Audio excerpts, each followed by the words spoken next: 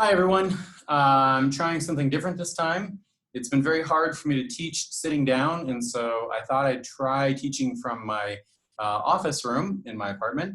And the backdrop, if you can see it, is a painting that I received in Luxor, Egypt a couple of years ago. And anyhow, it's one of my favorite paintings, so it's nice to have it in the background. Today's topic. Today we're starting with the human resource management. And when we talk about this, it's important to make a note that HR is much more than just hiring and firing. When people think of human resources, they often think, oh, when I ask students, what is human resources? They will often say, yeah, oh, that's the place that hires and fires people. And hiring and dealing with problem employees is part of human resources, but it's actually a whole lot more. Now, human resources has changed over time.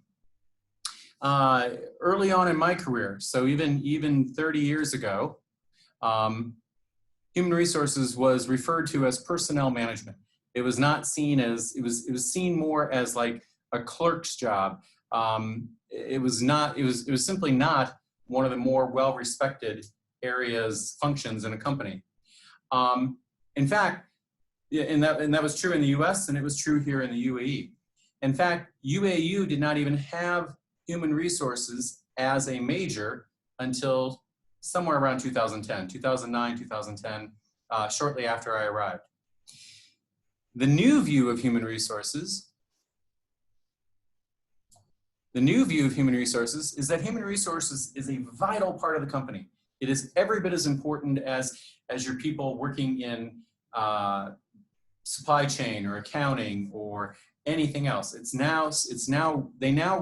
Companies now realize that your human assets are as valuable as any other asset that you have. And so in this role, in this way of looking at human resources, what they're really doing is asking the question, how do we attract and keep good talent? How do we get good people wanting to come work for us? And then how do we keep them? And so over the past 20 years, there's been an expanded role for human resources. Now, human resources is seen as much more than just handling the hiring and firing. They now see human resources as a much bigger role than it used to be. It is now seen as key to development, as key to the development of the people. When I use the word development here, I'm talking about developing the people. You want to have your people develop and become better employees. And it also is key to the development of the company. You want your company to be able to grow. And it's also seen as important, if not more important. It's seen as important as any of the other staff functions. So it's as important as accounting, as finance, marketing, etc. And remember, this is the difference between the term line versus staff.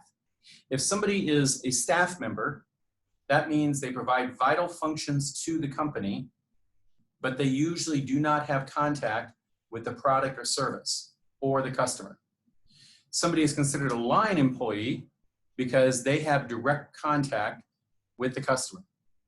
So you are a student at UAU, you are the customer. I'm considered a line employee because I have direct contact with you, okay? The people who work at human resources in the Crescent building at UAU, they are considered staff because most all of you have very little contact with the human resources department of UAU, right? That doesn't mean staff is any less important. So staff is very important because for me as an employee, I need to go to human resources for dealing with my health insurance, dealing with maintenance on my apartment, dealing with any travel issues I have. So HR plays a very, very important role, but it is considered staff and not line management. And that's a good place to start, to stop the overview part one. We'll go on and explain, in the next video, I'll go on and explain where all the different functions, an overview of all the things that human resources does.